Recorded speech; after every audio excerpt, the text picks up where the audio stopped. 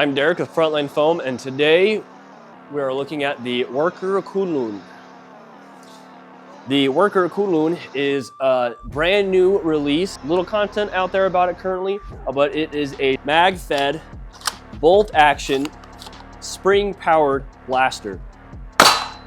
It is injection molded, and it comes with what you see here. It has this cute little, I think it's a 6 or 7 round magazine with this unique foot that really completes the profile. The Kunlun overall, you can tell, has a sci-fi profile. It does come with a 550 millimeter barrel, so the longest worker barrel, and it really makes use of that. It's got an air volume slightly larger than a Harrier, so it is more powerful than a Harrier. The Kunlun, at its basics, is a dedicated sniper platform.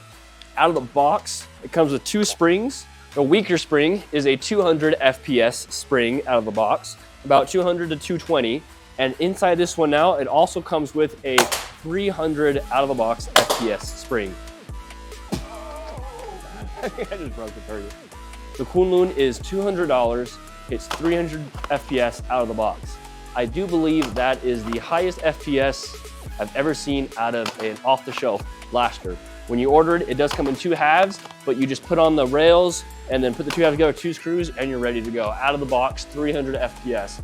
The Kunlun does come with this little injection molded car, or a P car, but most people don't use these because they prefer B cars, but it still works. It also comes with this unique clamp collet style barrel shroud, mostly for aesthetics, but it does protect your barrel as well. The previous one they had sold for, say, the Worker Swift had a grub screw attaching method. So it's nice that this one has a clamp collet instead. Like the Harrier, Seagull, and other Worker blasters, the barrel is quick swappable by just unscrewing it. And you've got that Worker thread barrels for quick swaps. It does only come with 1 barrel, but with a shorter barrel, it works just fine, and it comes out just a little bit past the end of the muzzle. And so it makes it a little bit smaller of a platform and lowers the FPS if that's what you want. But out of the box, the Kunlun, I think, is one of the best high-powered off-the-shelf blasters I have ever seen, because it's 300 FPS out of the box for $200. Now, there are a couple of things that are not great with it that I personally don't like. We'll talk about those later. But it does come with these aesthetic, kind of cosmetic iron sights that aren't really usable unless you don't really have a neck at all. But it does complete the look. It does have metal top and side rails, which is nice. It has a 2mm hex key storage on the bottom, so you can take off those rails if you want. It also has this injection molded rail up front. I'm very disappointed they didn't utilize the space to put more rail on it, because I feel like that's where I'd want to put rail, because either my hand's too far out or too close. I'd prefer it in the middle, but I'm sure a mod or a 3D printed part will be a quick fix for that. In addition, it does have a rubberized buttstock and a rubberized cheek rest with a rubberized grip, which helps keep it in your shoulder. One bad thing though is this butt plate thing can actually fall off pretty easily. Fell off 4 or 5 times in my first game. So a little bit of glue would help with that, and it's a lot less comfortable without that butt plate on, but it's not too bad to slap it back on. It does have this pummel guard, or whatever you call this, metal slab in the back. I think it's mostly to balance the weight and to make it look cooler if you have really chunky hands. Not sure how you would, or if you could, take that off. Oh yeah, there's screws on the other side. I've used it in 1 event so far. Making of this video, I think it just got here like 5 days ago, so I used it in an event off the bat, and it is definitely accurate and high powered. You can see the bolt action does actually lock down, so it's not just a side prime, but it actually comes up, racks, and then closes back down. So a true bolt action, which is also kind of nice because the lever sits flat against the body, makes it easier to ship or transport. The internals are also all metal. You have a metal ram, you have a metal priming block, you have a metal plunger tube. It has a metal plunger as well. It's pretty thin, so still lightweight. It also has ample spring guide to keep the narrow spring centered on it for that full draw. It overall, straight out of the box, here's the air seal. You can hear that in the mic. Probably can't hear it because there is hardly no air leak. So really good straight out of the box. Although I believe the Harrier might have some problems with the air seal out of the box, maintaining that over a long time. I haven't had any problems with that recently though. I haven't used it for too long, but it seems to do good. That might change in cold weather. There is a safety here for those who like to use a safety. It's nice because a high-powered toy, you know, maybe your parents might want it to have a safety. Not that anybody ever uses that. So my only gripes about it is bigger than I think it should have been. They took a hairier, scaled it up, so this is made for a larger stature form. That's not me. I find the grip to be a bit too big, and I find like it's thicker and taller than I think it needed to be, which is unfortunate, but that's just me because I'm not super like 6 foot tall. And then the trigger guard, or the mag release, is a little too far forward. That can be fixed by an easy mod, but it's unfortunate that, again, it was made for larger hands, so it's a little bit uncomfortable, not super practical, but again, it is a designated sniper, so they probably didn't think about fast reloads. The only other thing is it is not ambidextrous. You can see that the shell only has a slot for the bolt on one side, which means not lefty friendly. And personally, when I'm doing a side prime, I prefer it to be on the left, so that way I can hold the blaster up and prime and fire, but I can't do that on this side. Other gripe that I've heard quite a lot about that I agree with is that the priming handle is kind of small and is at a weird angle. So to prime it, you have to push it up and then pull back, but because it's at a downward angle, it's kind of awkward to get your wrist in there. So it feels a lot better to prime it overhand, but then it doesn't seem like you get as much leverage that way. So for that higher power spring, it kind of feels difficult. I was kind of crawling on the ground trying to prime it, and it was like slipping out of my arm and I couldn't get the right angle on it. But other than that, it is a great blaster. Another great blaster by Worker with their standard high quality construction with the textured nylon, I believe, injection molded shell with metal rails, heat set inserts in the plastic instead of screws driving in the plastic. And for only $200, you get 300 FPS out of the box. And this is probably gonna be a lot of people's go-to kind of new bolt action, which is really cool because there's not very many bolt actions out there.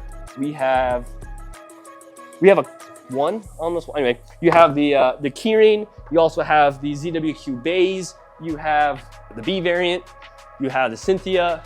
That's about it, I think. I can only name like a handful of bolt action. Now, Workers entering the arena. I should say that this priming block seems to be modeled very, very well, similarly to the keyring as well. So credit to the original idea of whoever decided to put a ring-shaped bolt. I think that was first on the Renfield by MHP Arms in Shellington, but Worker Kunlun kind of copied that same mechanism, which is a great mechanism for a bolt action. With the metal internals and the high quality production, I think the Kunlun is going to be a great go-to for a lot of people's high power kind of people who like bolt action are definitely going to like this. It has some pretty beefy shock pads that make it quiet even when dry firing, which is a cool feature. I think they designed it for durability because that doesn't really sound like you're dry firing at all. It sounds good. In addition, there's actually a impact pad on the front of the bolt as well, a big thick piece of silicone in here that makes it so when you put it forward, it actually pads it so it doesn't sound clunky. So it's very smooth sounding and functioning blaster. I guess the prime back is a little strong because I feel like they put the bolt almost too far back to get leverage on it. Maybe again, if you were taller, you'd have more problems. I think a longer stock, yeah, the stock's a little too short for me. So that's my only other complaint, is that that's not an adjustable stock. Like, it would have been so good. Like, it would have destroyed the aesthetic to put like a buffer tube stock or something on it, though. Having that out a little more, using more leverage to prime it. And that would actually probably make a big difference to me too, because that way you could put your hand here, it would feel better. But you could probably design some sort of stock attachment that goes onto this as well.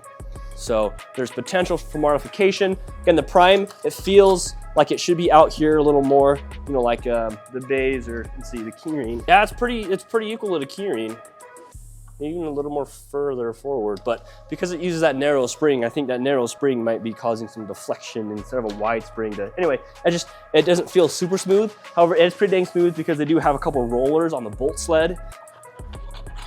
And there's the internals. You can see that you got a metal bolt sled, metal handle, metal ram and ram base, metal plunger tube. And then you can see the rollers they have on it, these little flat bearings on either side, which do help. But I feel like the forces on that bolt sled aren't quite in line with the direction, so it doesn't help a lot. And then of course you have your metal plunger head with your spring guide around it, and then on the inside as well. And then you can see the big fat kind of shock pad in there. Not sure what durometer or material it's made out of, but it does very good to silence it, as you heard. Very similar to the keyring, where the plunger tube rotates on the ram base with the bolt sled going through the middle. So they basically copied it exactly, but they did it in metal and in a dart only form and not shell ejecting, which is way cool. Oh, I guess the one other complaint I have is it's kind of hard to get the spring in there. It's like getting lube everywhere, because you got to get the spring on the spring rest, and then you got to get the plunger in the spring. There you go. So yeah, you could easily make this left-handed by swapping that to the other side and cutting a slot on the other side. There you go.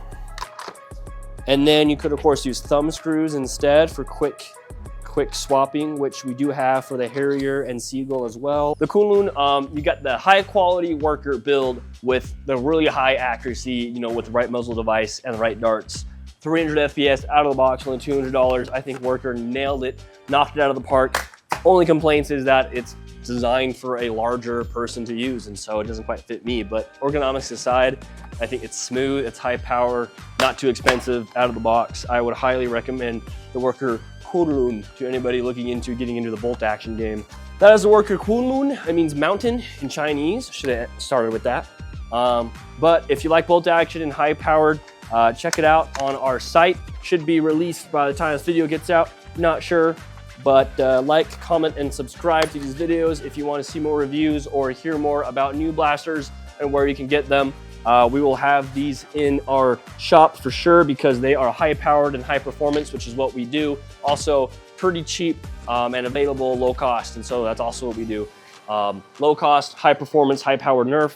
We'll have more content, mod guide, additional parts on our shop, as well as gameplay footage coming soon.